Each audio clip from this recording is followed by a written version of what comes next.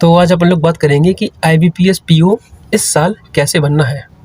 मुझे कैसे पता कैसे बनना है, क्योंकि मैं बना हूँ। तो देखो जोक्स पटाते हैं और कैसे बनना है इस बारे में सीरियस बात करते हैं। 3 स्टेजेस होती हैं IBPS PO की, प्री, मेंस और इंटरव्यू। ठीक है, तो इंटरव्यू की बात अपन एक सेपरेट वीडियो में करेंगे। अभी अपन यहाँ पे बात करेंगे प्री, मेंस, और जो मेंस में ही एक चीज़ आती है डिस्क्रिप्टिव, थोड़ा बच्चे उसके लिए परेशान रहते हैं, तो उसकी बात भी अपन लोग उसी वीडियो में कर लेंगे, डिस्क्रिप्टिव की भी। ठीक है, इंटरव्यू के बारे में मैं अगले वीडियो में बता दूंगा। तो तीनों स्टेज के बारे में बात करते हैं, प्री, मेंस और इंटरव्यू कैसे निकालते हैं। सबसे पहले आता है प्री। प्री के लिए क्या पढ़ना है, मेंस। अब भाई तुम लोग कहोगे कि हर वीडियो में मेंस मेंस कर रहे हैं तुम लोग, कट ऑफ कितनी जाती है? मैं पूरा लिख के आया हूँ, ठीक है। और मैं अपनी ये मैंने नया नहीं लिखा, ये मैंने जब मैं प्रिपरेशन कर रहा था उस टाइम पे लिखा था मैंने अपने लिए, क्योंकि मैंने भी ऐसी टारगेट्स बांधे थे।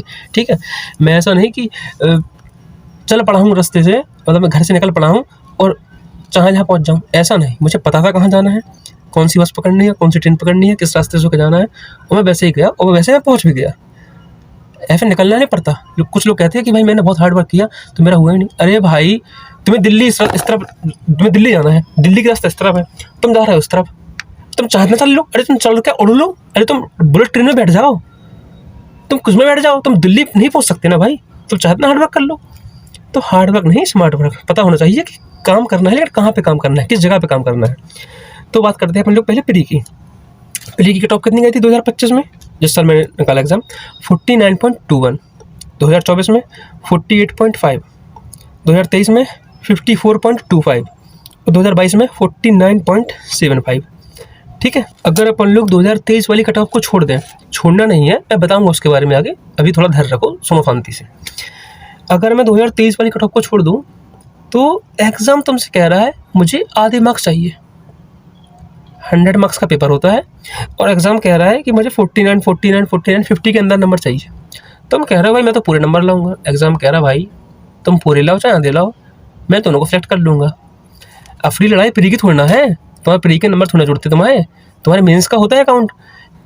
वैसे और चीज़ों में से मेंस ही देखा जाता है, इसमें तो इंटरव्यू भी है, तो मेंस और इंटरव्यू दोनों का बराबर वेटेज है। मतलब अपन को मेन ज़रूरत मेंस की है, प्री की ज़रूरत है सिर्फ मेंस तक पहुंचने के लिए। ठीक है, तो कट ऑफ निकालनी है अपन को, मतलब सिर्फ। तो भाई एग्ज़ाम कह रहा है मुझे आधे नंबर चाहिए, तो ज़्यादा अपन को ज़्यादा टेंशन नहीं लेनी प्री की। मेंस पढ़ेंगे, प्री अपने आप निकल जाएगा। इतना तो आ जाएगा कि अपन लोग कट ऑफ निकल जाए। कट ऑफ का उससे ज़्यादा मैं बताऊँगा कैसे। 49, 48, 44, 49, ठीक है, मतलब लगभग 50 तक जाती थी।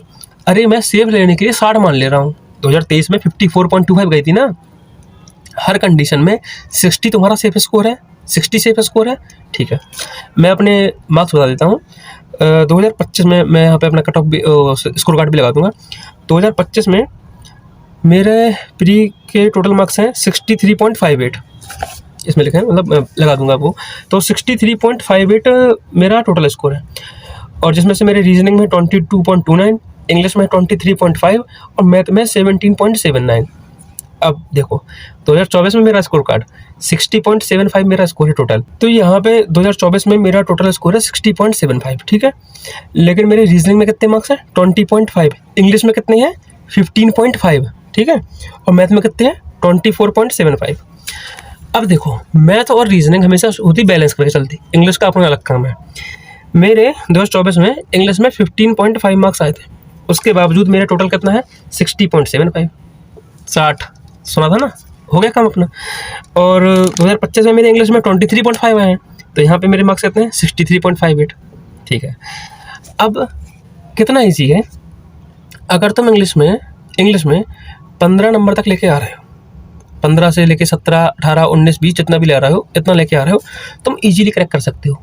क्योंकि अगर तुमने मेंस, जो जैसा मैं बोल रहा हूँ पढ़ने के लिए, तुम रीजनिंग पढ़ रहे हो अच्छी तरीके से, दम लगा के पूरी रीजनिंग तुमने कर डाली अपनी, और जो लाइव मॉक हो रहा है वो डेली दे रहे हो। मैंने लाइव मॉक के लिए एक अलग से ग्रुप भी बनाया है अपने टेलीग्राम पे, उसका भी लिंक मैं लगा दूंगा डिस्क्रिप्शन में। तो अभी तुम्हें मार्क्स नहीं देखने, अभी तुम जो पढ़ रहे हो पढ़ते रहो। अभी तुम्हें मॉक का फियर भगाना है, जो मॉक में बैठने के बाद फिर ये होता है ना। देखो मॉक के मार्क्स तुम्हारे सिर्फ चीज़ों को आने पे डिपेंड नहीं करते, ऐसे बहुत भयंकर चांस है कि तुम्हें आता सब कुछ है लेकिन तुम्हारे मॉक में स्कोर नहीं आएगा। क्यों? क्योंकि मॉक के स्कोर तुम्हारे आने पर डिपेंड नहीं करता ना, उसमें 3-4 फैक्टर और ऐड हो जाते। जैसे कि तुम्हें मॉक से फियर होता है, किसी को पैनिक होने लगता, किसी को अप्रोच नहीं पता, किसी को क्वेश्चन सिलेक्शन नहीं आता, तो 3-4 फैक्टर होते हैं वहाँ पे स्कोर आने के लिए। तो स्कोर मॉक में नहीं आ रहा है तो वो बड़ा इशू नहीं है, तुम्हें चीज़ें आ रही हैं समझ में, वो एक अलग इंडिपेंडेंट चीज़ है, ठीक है। तो देखो इस बार से पैटर्न चेंज हुआ था। रीजनिंग में जो 35 क्वेश्चन थे उसके 40 मार्क्स हो गए थे, और मैथ में जो 35 क्वेश्चन थे उसके 30 मार्क्स हो गए थे। मतलब तुम्हें रीजनिंग फ़ायदा देगी, ठीक है। और मैथ में तुम चाहे इतना कर लो, तुम्हें अभी तुम्हारे जैसे मॉक में 13-15 नंबर आ रहे हैं भाई, बहुत हैं, 13-15 नंबर आ रहे हैं, सही आ रहे हैं, उल्टा टेंशन नहीं लेनी उनकी, ठीक है, क्योंकि उसके मार्क्स कम हो गए ना भाई। इंग्लिश तो जैसा था वैसा ही, 30 मार्क्स 30 क्वेश्चन और 30 नंबर, ठीक है। अब देखो अगर तुम इंग्लिश में 18 नंबर ला के आते हो, सुनना मेरी बात को, 18 नंबर ला के आते हो अगर इंग्लिश में, तो अपन लोग रीजनिंग में अगर 24 अटैम्प्ट करोगे, अटैम्प्ट 24, जो कि बहुत ईजी होता, पीयू प्री लेवल पे 24 अटैम्प्ट बहुत ईजी होता। पता है मार्क्स कितने आएंगे? 27.42 समथिंग। और अगर 60 नंबर का अपन लोगों ने सोचा है टारगेट कि मुझे 60 नंबर चाहिए प्री में, तो तुम्हें पता है मैथ में कितने नंबर लाने पड़ेंगे? 14.58 नंबर लाने पड़ेंगे। और ये नंबर कब आएंगे? जब तुम्हारे मैथ में अटैम्प्ट होंगे 17, ठीक है। 17 अटैम्प्ट बहुत बड़ी बात नहीं है। अब इंडिविजुअल सब्जेक्ट की बात कर लेते हैं भाई। इंग्लिश में 15, 18, 20 नंबर लाना बहुत ईजी चीज़ है। जैसे जो डेली मॉक आ रहा है, लाइव मॉक आ रहा है, इनको तुम देते रहो शांति से, और जो इनकी अप्रोच वाली वीडियो आती हैं उनको देखो, लाइव मॉक अटेम्प्टिंग वीडियो आती है उनको देखो। मैं भी थोड़ी कोशिश करूँगा, हालांकि मैं मॉक तो अटेम्प्ट नहीं कर पाऊँगा, लेकिन कोशिश करूँगा उनको अप्रोच बताने की, उनका वो क्या कहते हैं उसे, सॉल्यूशन कराने की, एनालिसिस कराने की मैं कोशिश करूँगा जितनी में हो सके। तो उसके द्वारा मैं बता दूंगा तुम्हें कि इंग्लिश में कैसे क्या करना है। 15, 18, 20 नंबर बहुत ईजी आ जाते हैं। ऐसे ही रीजनिंग में तुम्हारे 24-25 अटैम्प्ट बहुत इजीली हो जाएंगे। तुम करके देखना, अभी तुम मेंस पढ़ोगे ना, बहुत ईजी, अभी तुम्हें समझ में आ जाएगा ये चीज़ें। बात रह रही थी सिर्फ और सिर्फ मैथ की, तो मैथ में तुम्हें बता देता हूँ मैथ में कितना ईजी है। तुम भी कहोगे भाई इतना ईजी है। मैथ में अपने आ रहे थे 35 क्वेश्चन आ रहे थे मैथ में, ठीक है, जिसमें से 5 मार्क्स आते हैं, 5 क्वेश्चन आते हैं तुम्हारे अप्रॉक्सीमेशन के, ये तो आता ही है हमेशा। अब बाकी के 5 मार्क्स में कभी क्वाड्रेटिक और कभी नंबर सीरीज आता है, लेकिन चूंकि ये पीओ है इसलिए अधिकतर चांस है कि अधिकतर के 90% चांस होते हैं कि भाई नंबर सीरीज आए, सीधी सी बात है। 10 क्वेश्चन होगा ये, तुम 10 में से 7 कर लो।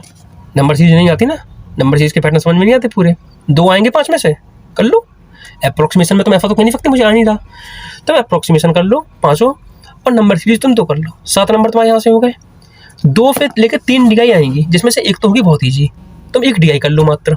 कितने क्वेश्चन हो गए तुम्हारे? 7, 5, 12 क्वेश्चन हो गए। अगर वहाँ पे 7, 8 हो जाते तुम्हारे, जैसे वो नंबर सीरीज तुम्हारी 3 आ जाती, तो यहाँ पे तुम्हें बेनिफिट मिल जाता।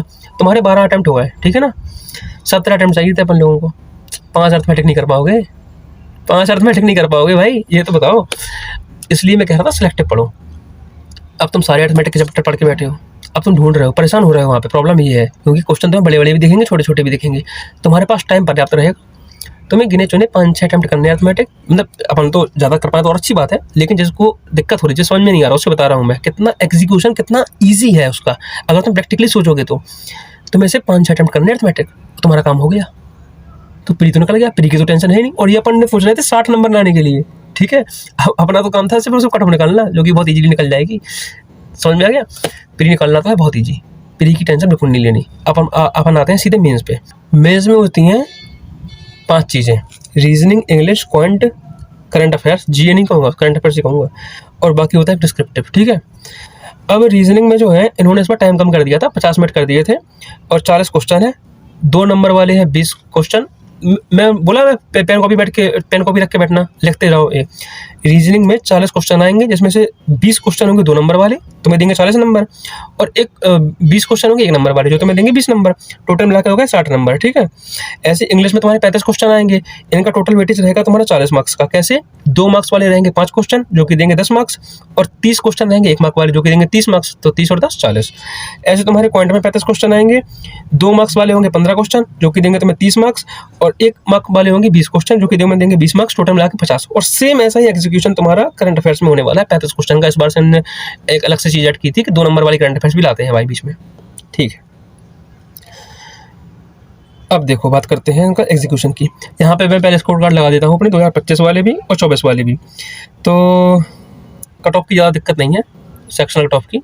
अब सिर्फ उसमें दिक्कत रहती है करंट अफेयर्स में, जो कि 2 नंबर तक जाती है, 2, 3, 5 कितना बताऊंगा मैं उसके बारे में, ठीक है। एग्जीक्यूशन देखते हैं। मैंने भी एक टारगेट स्कोर लिया था 90 मार्क्स का, ठीक है। जो ये लोग जो सेलेक्ट हो जाते तो उन लोग वीडियो मैंने देखी थी, तो मैंने देखा कि भाई अगर कुछ टॉपर लोग थे, उन लोगों के 90 मार्क्स आए थे, तो मैं टॉपर से ही तुलना कर रहा था कि मतलब इंटरव्यू में मुझे बहुत अंडर कॉन्फिडेंस था, कॉन्फिडेंस बिल्कुल नहीं था कि इंटरव्यू में मेरा पता नहीं क्या होगा। तो इसलिए मैंने सोचा था कि 90 मार्क्स अगर आ गए ना भाई, इंटरव्यू की टेंशन खत्म ही हो गई, इंटरव्यू की कोई दिक्कत नहीं है। तो अपन लोग लगभग 90 मार्क्स लेके चलेंगे कि मुझे आइडियली 90 मार्क्स चाहिए, उसके हिसाब से सोचेंगे, ठीक है। डिस्क्रिप्टिव की कट ऑफ 10 नंबर जाती है हमेशा, हमेशा डिस्क्रिप्टिव की कट ऑफ 10 नंबर ही जाती है। 10 से कम आएंगे तुम्हारा एग्जाम नहीं निकलेगा, चाहे तुम फिर टोटल मिला के 130 नंबर ही क्यों ना ले आओ, तो 10 नंबर चाहिए डिस्क्रिप्टिव में। 10 से ज़्यादा आ गए तो अपने लिए बोनस है, अगर 10 से कम आए तो फिर तो एग्जाम निकलेगा। तो अपन लोग मान रहे हैं कि मेरे डिस्क्रिप्टिव में 10 ही मार्क्स आए, जो कि मेरे इस बार आए भी हैं भाई, ठीक है। मैनिफेस्टेशन मेरा गंदा ही काम कर गया कुछ, ठीक है। तो 10 मार्क्स तुमने मान लिए डिस्क्रिप्टिव में, 90 नंबर चाहिए थे, अब कितने चाहिए, 80 नंबर चाहिए। चलो 80 नंबर को बांटते हैं, 80 नंबर को बांटो, लिखो कॉपी में, पहले लिखो reasoning, current, English, quant, 4 section बना लो। करंट के सामने लिख दो 5 नंबर, 5 आ जाएंगे। 15 मार्क्स के 15 क्वेश्चन आएंगे 2 मार्क्स वाले, और 1 मार्क वाले आएंगे 20 क्वेश्चन, तो 5 नंबर नहीं ला पाओगे। मैंने तो बिल्कुल भी नहीं पढ़ा था, मेरे 5 नंबर ही आए थे, मैंने बिल्कुल भी नहीं पढ़ा था करंट, ठीक है ना। मैंने सिर्फ लास्ट के 4-5 दिन पढ़ा था, मैंने बताया भी है। लेकिन तुम लोगों से मैंने कहा भी अपनी वीडियोज़ में कि करंट पढ़ना है, लेकिन जून से पढ़ना है, ठीक है। जून, जुलाई, अगस्त, सितंबर, अक्टूबर में तुम लोगों का मेंस है, तो जून, जुलाई, अगस्त, सितंबर 4 महीने की तुम करंट सिर्फ और सिर्फ बैंकिंग अवेयरनेस और मतलब बैंकिंग वाली, जो बैंकिंग एंड फाइनेंशियल वाली न्यूज़ होती है जो, और नेशनल न्यूज़, अगर ये कर लोगे, और स्टेटक तो तुमको करना ही है, तो तुम्हारे 10 नंबर तो बिल्कुल हाथ पे रखे, गद्दी पे रखे मिल जाएंगे 10 नंबर तो, ठीक है। लेकिन चलो अपन लोग कम की स्थिति में 5 नंबर मांगे चलते हैं।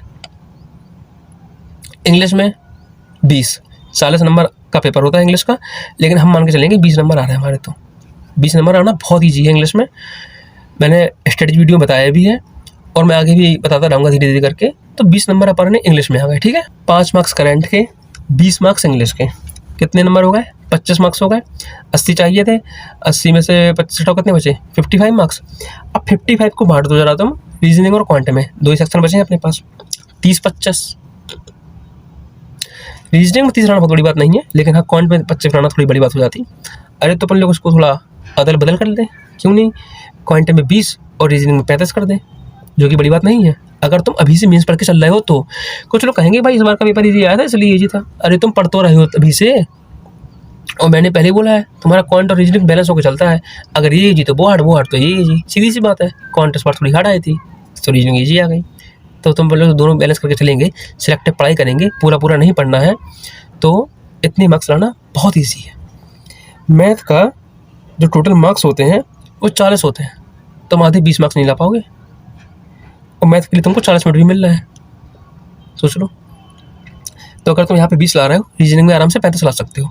और ये बात तो अपन तब की कर रहे थे जब अपने करंट में अपन लोग मान के चल रहे हैं मेरे 5 मार्क्स आ रहे हैं। अरे भाई अगर तुम्हारे 10 मार्क्स ला रहे हो करंट में, तो तुमको अगर मैथ में 20 मार्क्स चाहिए तो तुम्हें रीजनिंग में चाहिए 30 मार्क्स। अब तो आफत है, रीजनिंग में अगर तुम 35 ला पा रहे हो तो तुम्हें क्वांट में चाहिए 15 मार्क्स। ये तो ईजी है। अब और ये कब की स्थिति है, जब मुझे टोटल मिला के 90 मार्क्स चाहिए, तब की स्थिति है ये, ठीक है। कट ऑफ की बात नहीं हो रही।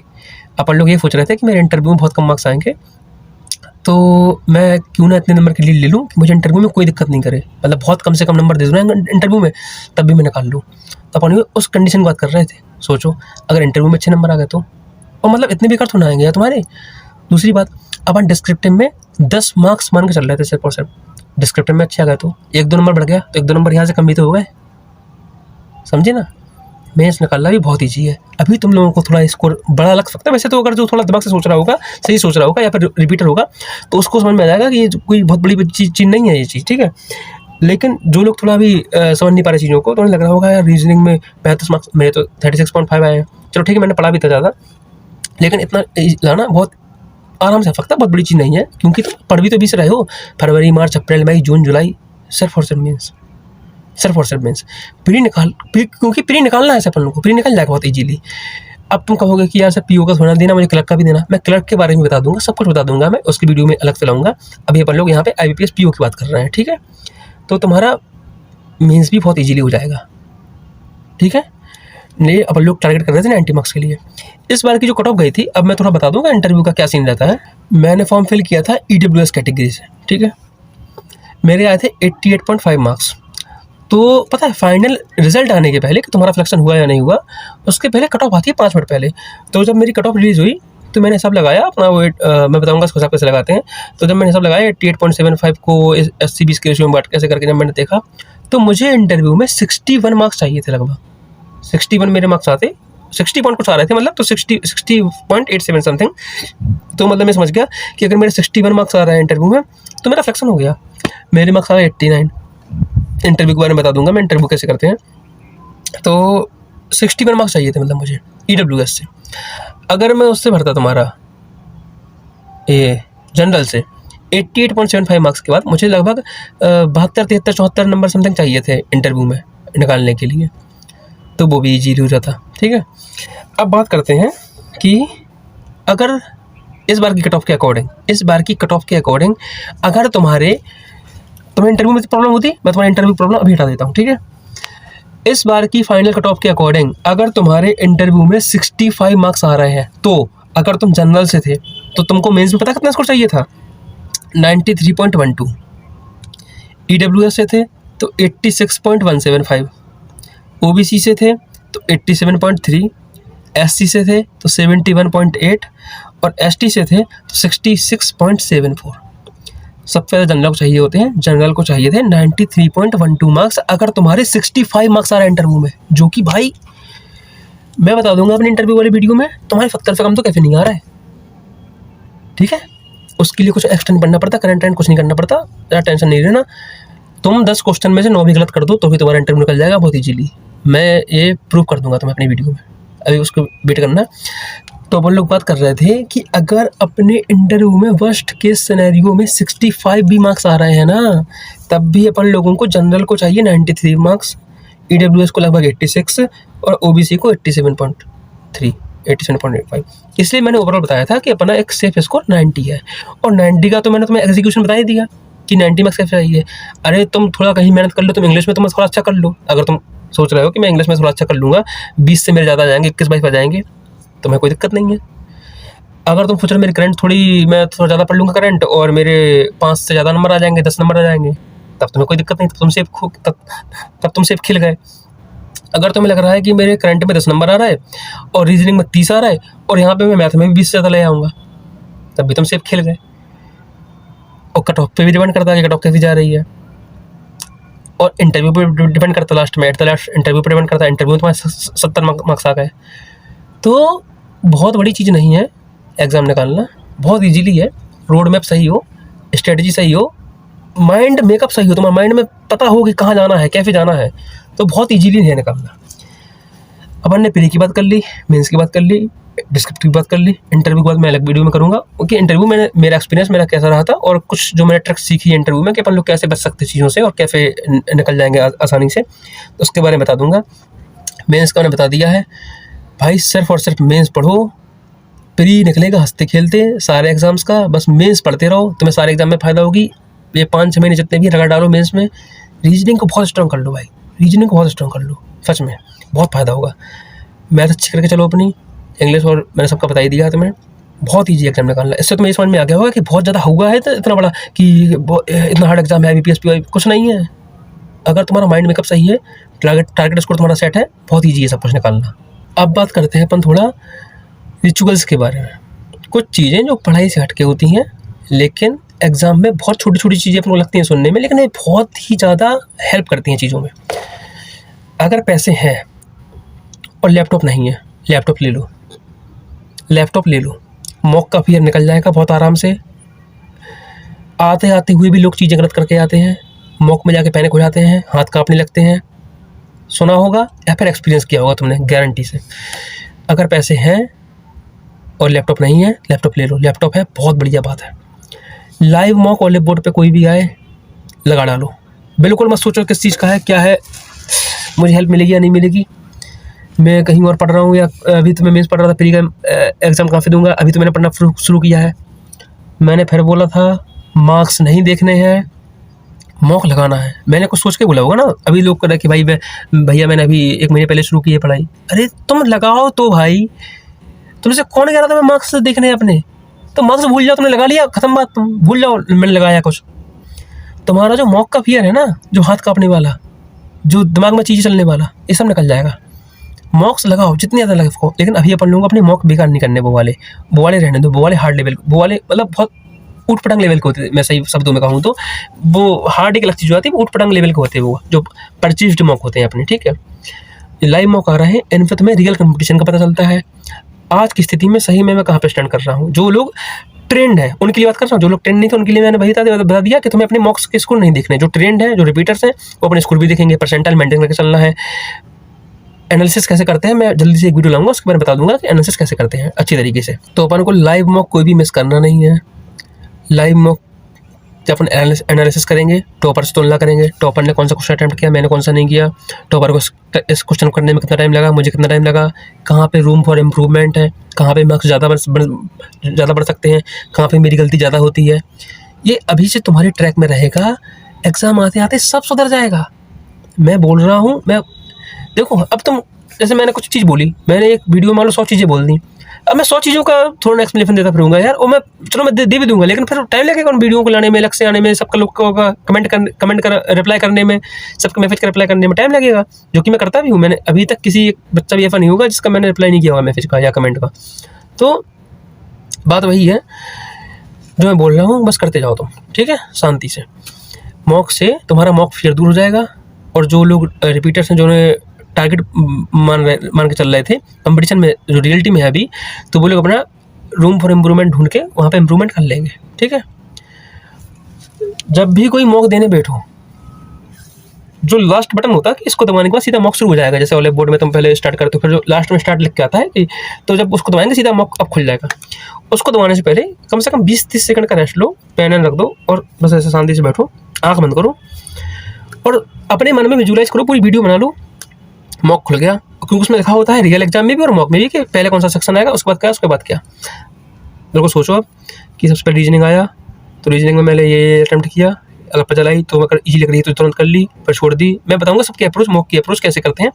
अभी विजुलाइज करना है चीज़ों को कि ये आ गया, मैंने ऐसे कर दिया, फिर उसका जल्दी सबमिट कर दिया, मॉक्स यहाँ पे आ गए। इंग्लिश का आ गया, इंग्लिश में ये कर दिया, आरसी छोड़ दिया, आरसी सबसे बाद में करेंगे, आरसी सबसे बाद में करेंगे, ठीक है। मैंने ये अटैम्प्ट कर दिया, अटैम्प्ट कर दिया, ऐसे करके फिर इंग्लिश आ गया, इंग्लिश में मैंने अटैम्प्ट कर दिया। डीआई ईजी लग रही है तो डीआई पहले कर ली। पूरा विजुलाइज कर लो चीज़ों को मन में, ठीक है। ऐसे अपन लोग मैथ के बारे में विजुलाइज करेंगे कि डीआई अगर इजी लग रही है तो अपने तो तुरंत ही सॉल्व कर दी। थोड़ी हार्ड लग रही है, मतलब लग रहा है कि मैं मुझसे हो जाएगी, लेकिन थोड़ी टाइम टेकिंग लग रही, तो मार्क पर रिव्यू करके आगे बढ़ गए। अर्थमेटिक बीच पहले नहीं उठाना चाहते, इजी लग रहा है, अर्थमेटिक को से मार्क पर रिव्यू करना है, पहले राउंड में अर्थमेटिक नहीं उठाए जाते। स्पीड मैथ ढूंढते, तुम पहले पूरी क्वेश्चन गो थ्रू कर लो मैथ में खासकर, क्योंकि अपन लोगों को जो इजी वाली चीज़ें थी, अप्रोक्सीमेशन स्पीड मैथ वाली चीज़ें थी, उन्हें छोड़ना नहीं है। जो डीआई एक जो सबसे इजी डीआई आएगी 3 में से 2 में से, उसे तुरंत ही करना है। तो डीआई और स्पीड मैथ सबसे पहले करने हैं अपन लोगों को। वो मॉक के अप्रोच में विस्तार में सबसे दूसरी बताऊंगा, अभी मैं बता रहा हूँ कि जो चीज़ें तुम्हें मस्ट है करना। और अर्थमेटिक का मैं बता दिया कि बस 5-6 करने पर तो आराम से हो जाता। तो ये चीज़ बहुत ज़्यादा हेल्प करती चीज़ों को विजुलाइज करना। एग्जाम शुरू होने से पहले रियल एग्जाम में भी यही करता था और मॉक में भी यही करता था, क्योंकि आदत तो यही फिट लेगी ना, आदत तो यही फिट लेगी। मॉक अपन लोग देते क्यों, आदत डालने के लिए। मॉक क्या है, आदत ही तो है। तो इसलिए मॉक में अपन को कोशिश करना है गलती बिल्कुल 0 हो। नहीं आ रहा तो नहीं करेंगे। ये मत सोचो कि मैं घर पे हूँ, ये मत सोचो कि मैं बाद में सुधार लूँगा। अरे बाद में देख लेना ना भाई, बाद में सॉल्यूशन देख लेना ना, अभी नहीं करो गलती। आदत डल जाती है चीज़ों की, और आदत डलवाने के लिए ही मैं बोल रहा हूँ ना। मॉक देना ही इसलिए है कि अपन को आदत डालनी है मॉक देने की। ये जो फियर है, पैनिक हो जाते हैं, वो सिर्फ हटाना है। तो अपन लोगों को मॉक इस तरीके से देने थे। तो ये मॉक वाला रिचुअल हो गया तुम्हारा। एक तुम्हारा रिचुअल हो गया, बताया था मैंने। एक जो चीज़ है, खुद से बातें करना शुरू कर दो। अब मैं देखो डायरी की फोटो लगा पाता हूँ, नहीं लगा पाता हूँ, मैंने किसी को भेजी भी थी। मैं हर चीज़ खुद से बात करता था, खुद से लिखता था। मैंने ये वीडियो में बताया भी है शायद, कि अगर मेरी कहीं गलती हो रही है तो मैं खुद से लिख लेता था कि रात तुम यहाँ पे गलत कर रहे हो, आज यहाँ पे सही कर रहे हो। अपने मार्क्स रोज मान के चलो। जो लोग रिपीटर्स हैं उनके प्री एग्जाम निकलते थे पिछली बार, इस बार मेंस नहीं निकल पा रहा किसी कारण से, तो उन लोगों को जैसे शुरू से ही टारगेट करके चलना है। जो मैंने ये बात बोली थी कि अपने मॉक्स में मार्क्स नहीं देखने अभी लाइव मॉक में, उन लोगों के लिए जो उस लेवल पे है, जो लोग उस लेवल पे है जिनके प्री निकलते जा रहा है पिछले साल से या 2-3 सालों से, बस मेंस से निकल पा रहा है, मेंस कुछ मार्क्स रह जा रहा है या प्री कुछ मार्क्स रह जा रहा है, उनको क्या करना है, तुमने मॉक दिया, तुम्हारे मार्क्स आ गए कि रीजनिंग में तुम्हारे मार्क्स आ गए 20, इंग्लिश में आ गए 15 और क्वांट में आ गए 12, ठीक है। जो टारगेट स्कोर मैंने बताया था तुम मान के अपने हिसाब से भी अपन लोग मॉडिफाई कर सकते हैं उन चीज़ों को। जैसे मेरे हिसाब से मुझे लगता था मैं इंग्लिश में 20 से ज़्यादा नहीं ला पाऊंगा अपने हिसाब से, मैं लेकिन रीजनिंग में इतना ले जाऊंगा, ठीक है। तो अपने हिसाब से मार्क्स को मॉडिफाई कर लो पहले। तो टारगेट तुम्हारा 60+ ही होना चाहिए। तो 60 के हिसाब से अपने मार्क्स को पहले मॉडिफाई कर लो कि मैं रीजनिंग में इतना लाऊंगा, इंग्लिश में इतना, क्वांट में इतना, ठीक है। अब उस को स्टेबल रखो कि इस मार्क्स को तो चेंज नहीं करना मुझे। अब लिखो वहाँ पे रीजनिंग में मेरे इतने मार्क्स आए, क्वांट में इतने आए और इंग्लिश में इतने आए, लिख लिया तुमने। तुम्हें चाहिए थे रीजनिंग में 27 मार्क्स, तुम्हारे आए 20 मार्क्स। एनालिसिस करते टाइम पे 35 मार्क्स का पूरा अपन को नहीं करना है, सॉल्व कर लो अच्छी बात है, 35 मार्क टारगेट नहीं करने, 27 कहाँ से निकलेंगे, तुम्हारे 20 मार्क्स आए ना। अब ये सोचो ये 7 नंबर कहाँ से निकल रहे हैं। मैंने 20 का कर लिया, मुझे 7 नंबर का और करना है इस पेपर में, जितने मेरे बचे हुए क्वेश्चन उससे मतलब नहीं, मैं सिर्फ 7 मार्क्स का ऐसे कौन से क्वेश्चन कर लूँ कि मेरा 7 मार्क्स का काम हो जाए। ऐसे किया जाता है एनालिसिस, ठीक है। ऐसे ही मैथ में और ऐसे ही इंग्लिश में। इंग्लिश में टारगेट है मेरा 20 मार्क्स का, मेरे आए 12 मार्क्स या 15 मार्क्स। अब मुझे 5 नंबर देखने हैं, मैं 5 नंबर कहाँ पे कर सकता था, कहाँ पे अगर मैं खुद ही गलती से बच जाता, सिली मिस्टेक से बच जाता, थोड़ा कहीं में दिमाग लगा लेता, थोड़ा मैं नहीं सोचता ज़्यादा चीज़ों के बारे में, मैंने कोई चीज़ गलत रीड कर दी, कहाँ से वो 5 नंबर बढ़ जाते मेरे। ऐसे कर जाता है मॉक का एनालिसिस, ठीक। तो भाई मैंने तुम्हें देखो प्री का बता दिया, मेंस का बता दिया, डिस्क्रिप्टिव का बता दिया, इंटरव्यू का तुम्हें एक आइडिया दे दिया, इंटरव्यू के बारे में विस्तार से बता दूंगा एक अलग वीडियो में। तुम्हें मॉक का बता दिया, लाइव मॉक का बता दिया, अटैम्प्ट कैसे करना है वो बता दिया, एक अप्रोच लेके मैं रख से आऊँगा चीज़ों को, एनालिसिस के बारे में बता दिया कैसे करते हैं, थोड़ा विस्तार में एक वीडियो लेके आऊँगा, उसको बता दूंगा। क्वेश्चन को चूज़ कैसे करते हैं, कौन सा क्वेश्चन मेरे हाथ का है मैं ऐसे बना लूँगा, ऐसे करके अपन लोग चूज़ करना है। ये डर है, ये जो गलत अफवाहें तुमने सुनी पड़ी हैं, हार्ड है, ये है वो है, सब निकाल दो मन से। जैसे मैंने बोला ऐसे करके चलो। इम्प्रूवमेंट एक अलग चीज़ हो, इम्प्रूवमेंट तो होगा, कॉन्फिडेंस आएगा। एग्जाम हार्ड है ही नहीं, प्री में वो कह रहा है तुमसे आधे नंबर ला के आओ। समझ पा रहे ना बात को? ज़्यादा टेंशन नहीं लेनी, बहुत ईजी चीज़ें हैं, बहुत ज़्यादा ईजी चीज़ें हैं, बहुत आराम से हो जाएगा। बस थोड़ा दिमाग से काम लो, जो मैं बोल रहा हूँ उसे सुनते जाओ, काम करते जाओ, मेंस पढ़ते जाओ, बस मेंस पढ़ो, ठीक है। आज की वीडियो में इतना ही था। तो ये IBPS PO की तुम्हारी पूरी समरी होगी कि कैसे क्या करना है, पूरा रोड मैप तुम्हारे सामने है। अब देखते हैं अगली वीडियो किस पे लाते हैं, बहुत सारी चीज़ें हैं यार, अभी एनालिसिस करना है, एनालिसिस की वीडियो फाइल में जल्दी लाऊंगा। तो आज के लिए इतना ही था और मैं हूँ राज, देखते रहिए वेंकी भाई।